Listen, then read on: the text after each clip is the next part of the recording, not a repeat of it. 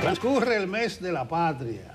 Inició el 26 de enero, en el 202 aniversario del natalicio del patricio. Sigue el 25, nacimiento de Mella, 27, la independencia nacional. Un mes con ñapa hasta el 9 de marzo, el nacimiento de Sánchez. El Instituto Duartiano ha estado muy activo en estos días. Con nosotros Wilson Gómez Ramírez, el presidente del instituto. Él inició el mes de la patria con una queja, porque como cayó domingo, el día de Duarte, hay gente aquí que el patriotismo se le acaba los viernes en la tarde. Muchas instituciones que ni siquiera pusieron la bandera. Hay una queja de que se cobra impuestos para tú comprar una bandera, pero son muchos los temas, pero específicamente está sobre el tapete la inmigración haitiana. Buenos días, doctor Gómez Ramírez. Buenos días. Bueno, agradecer a Despierta CDN por su acostumbrada solidaridad. Siempre nos permite pues llegar al gran público, no solo en la época de este tiempo de patria, sino también durante todo el año. Así que estamos muy agradecidos. Una de las quejas es que le quitaron el escudo a los documentos oficiales del gobierno para poner la cúpula del palacio. Yo no sé de quién fue la idea, pero sí, genial. Sí, es una pena realmente, y eso es lo que da lugar a que nosotros cuestionemos, porque el gran sello de la nación siempre, siempre ha sido el escudo nacional. Y resulta inexplicable que hay esa tendencia a sustituir un escudo con tantos elementos explicados en la heráldica, con un contenido muy importante. Y entonces de repente una cúpula que no nos dice nada, no solo es que lo utilizan siguiendo una línea gráfica, podríamos decir, sino que se invierte recursos. Si usted va a encontrar en el frontispicio, en la parte frontal de edificaciones institucionales, ese despliegue y esos gastos innecesarios que todo el mundo sabe que al momento que cambie el gobierno, eso se va a perder, se va a quitar, porque eso no es representativo y no expresa de ninguna manera el propósito de continuidad de las instituciones del Estado, porque eso es una ocurrencia, no sé de quién, pero lo cierto es que no se justifica. Pero el problema es que esa manifestación lo que nos dice a nosotros es qué tanto importa la cuestión patriótica. Y se suman una serie de actitudes. Óigame, nosotros hemos hecho una lucha extraordinaria con las instituciones, incluyendo al Ministerio de Defensa. El Ministerio de Defensa tiene la responsabilidad de preservar y mantener lo que es el altar de la patria, Parque Independencia, mausoleo, ese complejo que está ahí. Ahí siempre hay descuido, pero lo peor, esa versión del escudo que está en la parte alta del mausoleo, donde descansa la ceniza venerable de los padres fundadores, es una versión incorrecta, que contraviene la Constitución de la República. ¿Por qué? Bueno, porque la Constitución recoge inclusive lo que fue el decreto de oficialización del escudo nacional, que es un decreto de 1913 del presidente Nomuel, en un esfuerzo del Estado para ponerle freno a una situación que se estaba generando en el país, que era una multiplicidad de escudos nacionales, porque cada caudillo quería tener su propio escudo. Ya en 1913 había 23 versiones y había una confusión generalizada. Entonces eso llevó al presidente Nomuel, yo diría que en cierto modo motivado por Casimiro de Moya, intelectual, cartógrafo, hombre del dibujo, pero un patriota, aparte de que era un político, llegó a ser vicepresidente de la República. Entonces Casimiro de Moya se preocupó mucho y procuró que ese decreto fuera ilustrado y plasmó ahí lo que él decía: esta es la versión oficial. 4 banderas, 2 lanzas y la cinta inferior que dice República Dominicana se orienta hacia arriba. Así lo define. La Constitución de la República y el constituyente, a sabiendas de lo que había estado ocurriendo, y a partir de una comunicación que envió el Instituto Duartiano en ese proceso de reforma a la Constitución, me refiero a la versión del año 2010, bueno, precisó en el artículo 32 eso, exactamente lo que decía el decreto y lo que he señalado. Bueno, ahora el 26 de enero se cumplieron 15 años de esa Constitución de 2010. Y a 15 años, las instituciones no han hecho lo que ha correspondido, no han puesto en consonancia con la Constitución de la República, me refiero a las autoridades nacionales, ¿verdad?, ese mandato constitucional. Ya no solo por el decreto,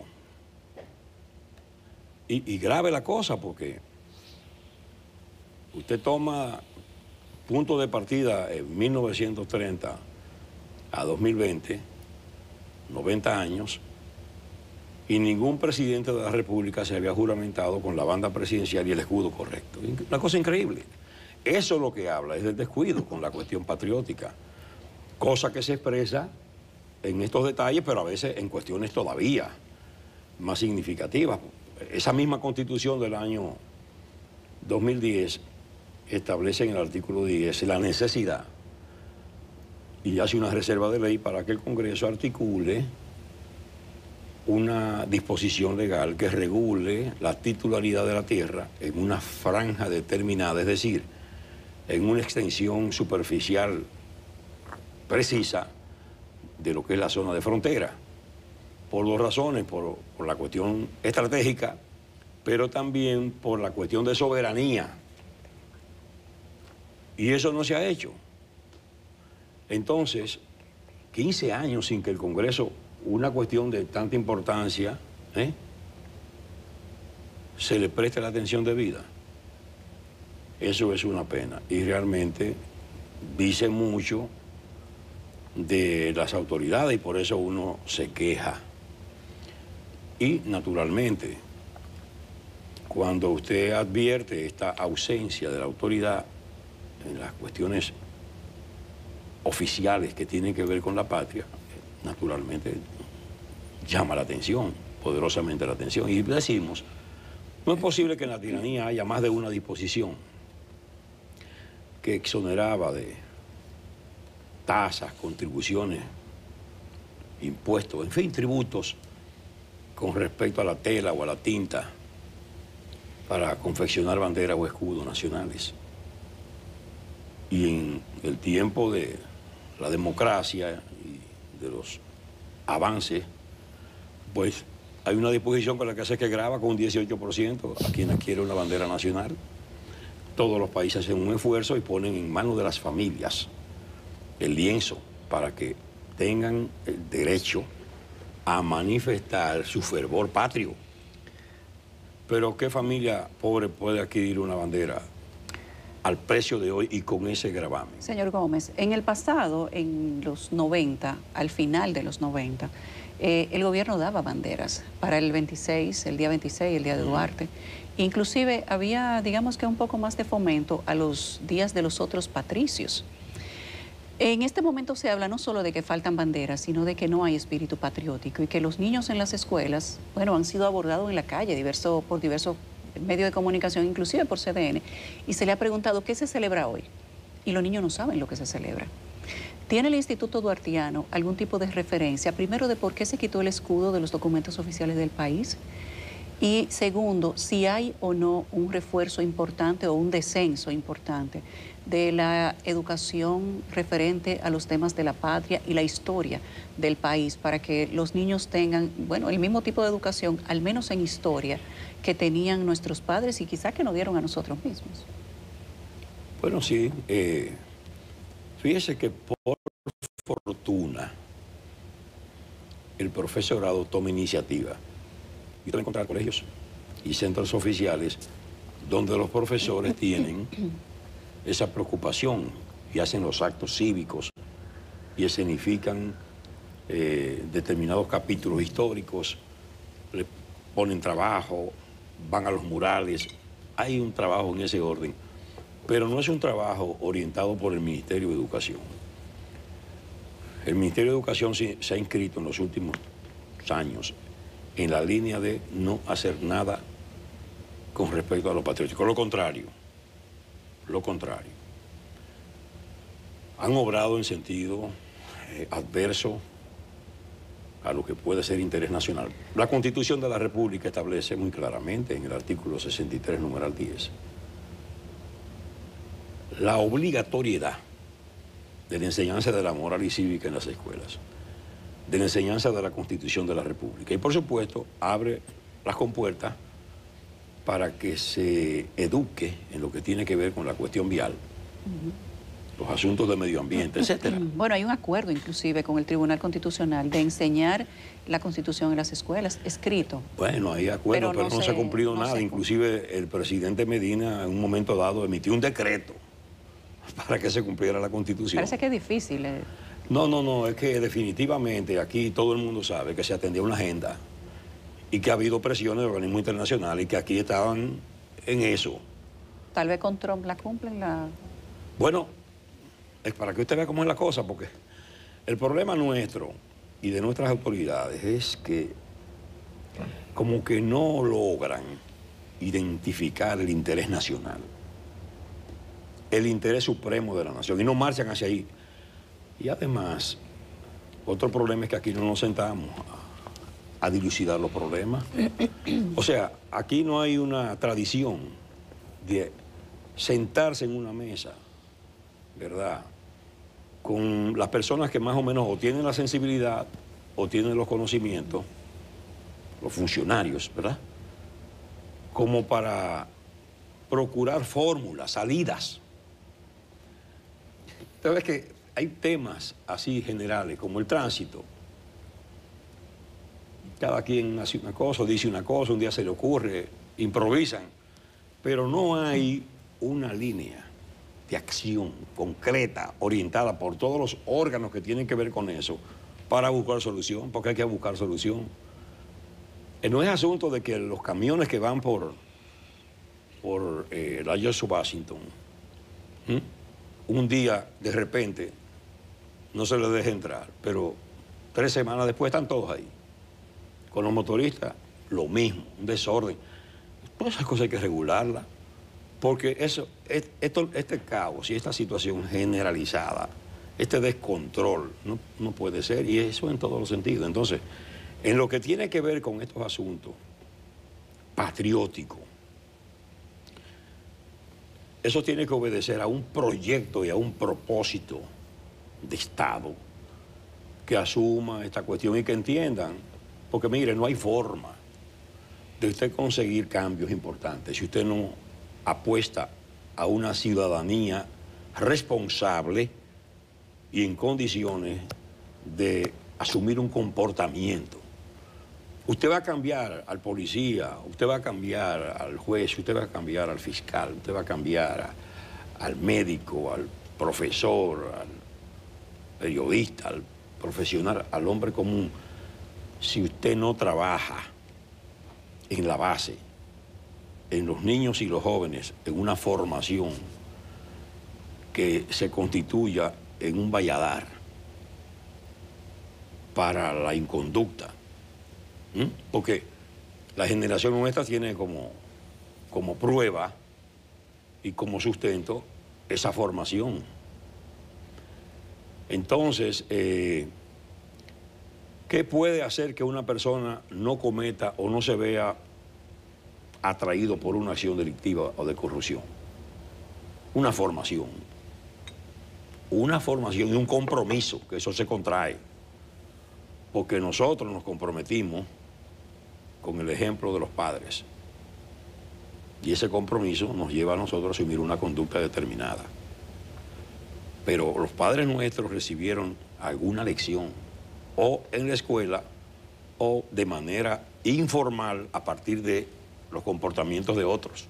Hay un amigo que dice que se está perdiendo el pleito de Catherine. Sí, señor Gómez, yo quiero tener la perspectiva del Instituto Duartiano, una vez que el tema de las deportaciones pues está en la mesa de todo el mundo, ahora puesto en perfil por la dinámica política del presidente estadounidense Donald Trump, pero es un tema al que en República Dominicana se asiste de manera recurrente. Hay datos que asoman que en 2024 más de 200.000 haitianos fueron deportados a su país, y yo quiero tener la perspectiva del Instituto Duartiano sobre este particular. Hoy incluso un periódico de circulación local dice que hay que prestarle a Lee Ballester a la administración estadounidense, al director de migración.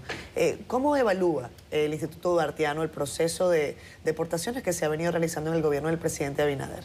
Bueno, lo que decimos, es decir, se hace un esfuerzo. Ahora ese esfuerzo tiene que estar respaldado.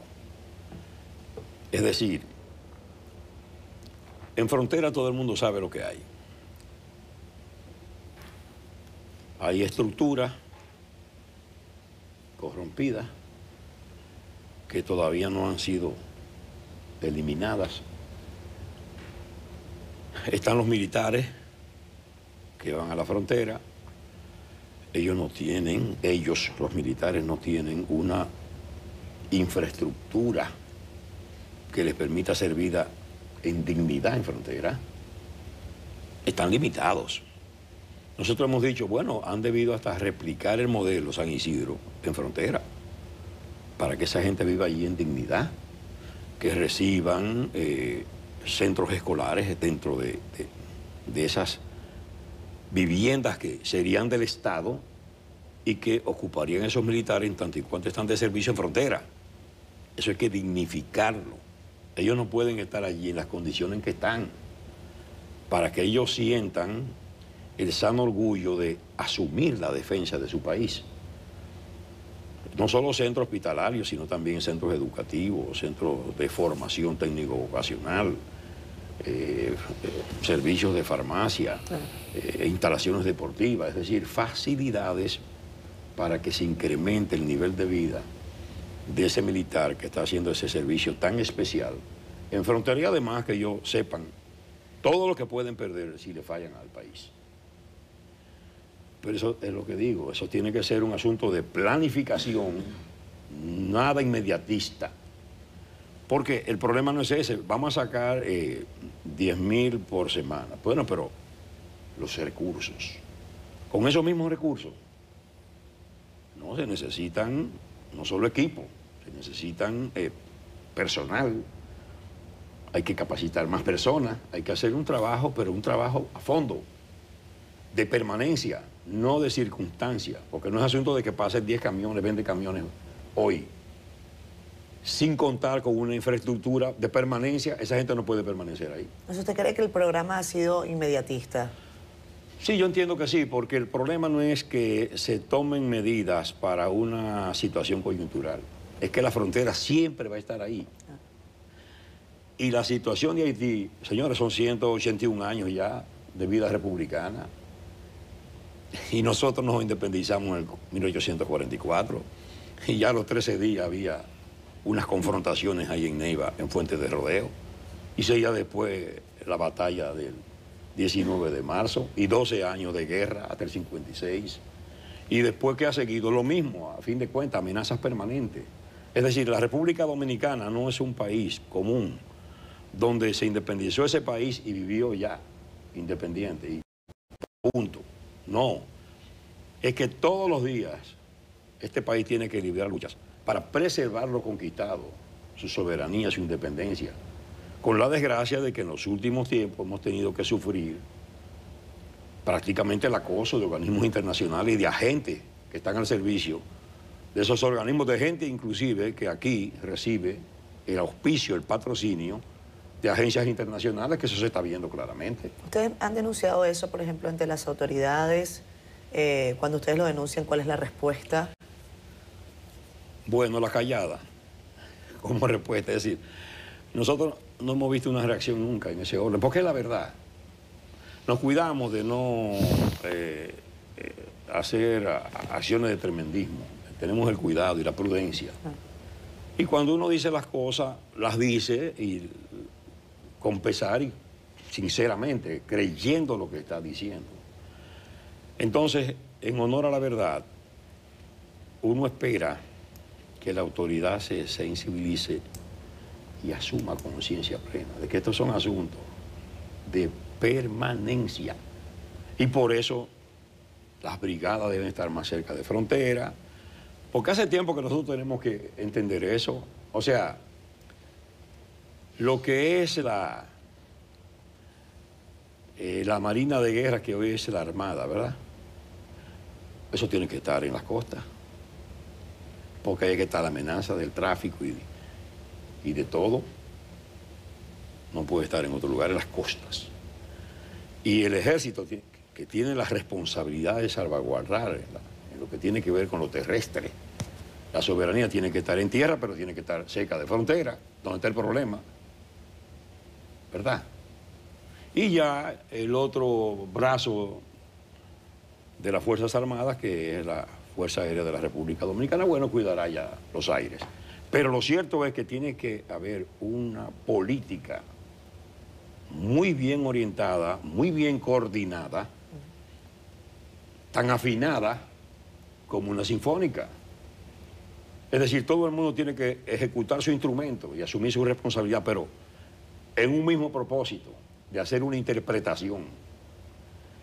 Entonces yo creo que eso ha faltado y por eso no conseguimos los altos propósitos, ¿verdad?, que debemos tener como país, como nación. Hemos crecido, porque pese a todo hay que admitir que pese a todo el país ha avanzado, que los dominicanos hemos llegado a la conclusión de que tenemos que propiciar la paz, que tenemos que entendernos y que sin seguridad mínima no avanzamos. Hemos llegado a la conclusión de que tenemos que hacer eso y lo hemos hecho, y de verdad que ofrecemos en el Concierto de Naciones de Latinoamérica un ejemplo importante de estabilidad, sin lugar a dudas.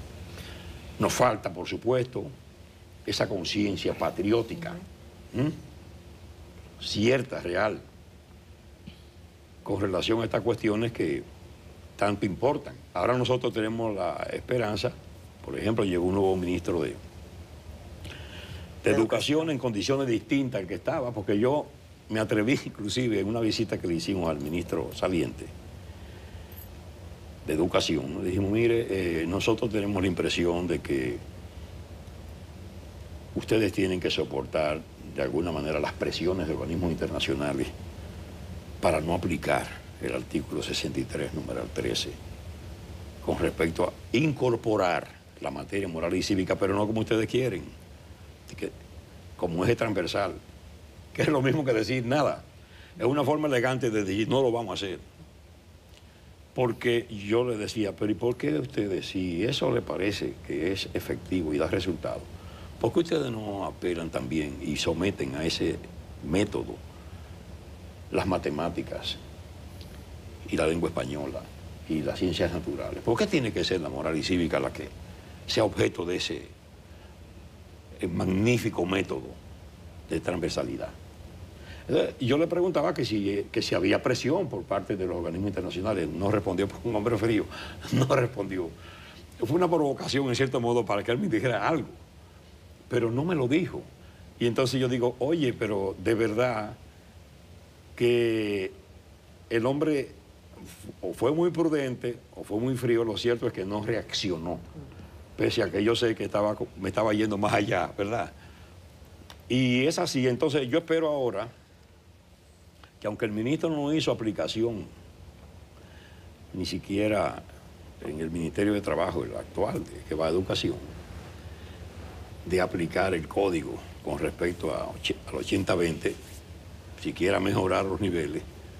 Pero bueno, hay una situación de cambio y desafortunadamente hay mucha gente que amarra con la línea norteamericana, y es una pena que así sea, porque yo creo que los dominicanos tenemos que aprender a pensar por nosotros mismos, en nuestros intereses y en las cosas propias del país. Yo no creo que debamos esperar que demócratas o republicanos tracen líneas y sean las líneas que nosotros debamos seguir y procurar poner en práctica en nuestro país. Aquí yo creo que la cuestión de soberanía tiene que expresarse de manera más clara y que la autoridad tiene que hacer valer la condición de pueblo soberano, como dice la Constitución, y que esa soberanía reside en el pueblo.